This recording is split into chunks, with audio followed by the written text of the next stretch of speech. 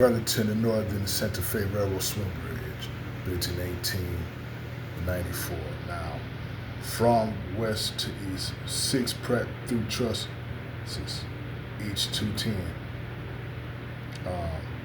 Feature 1, Pennsylvania through truss, 360 feet, 1 pivot swing, which is rim bearing, and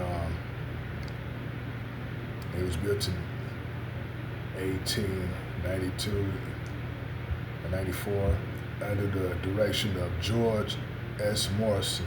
Okay, so this is a George Morrison type swing bridge. And it's abandoned in 1988. It also was used by the Chicago Burlington and Quincy Railroad. Crosses the Mississippi River, located in Alton,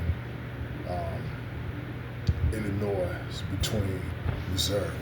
So it was removed after the railroad line was abandoned. So this bridge was abandoned and it was removed. Yeah. Located in Alton, Illinois, between Missouri.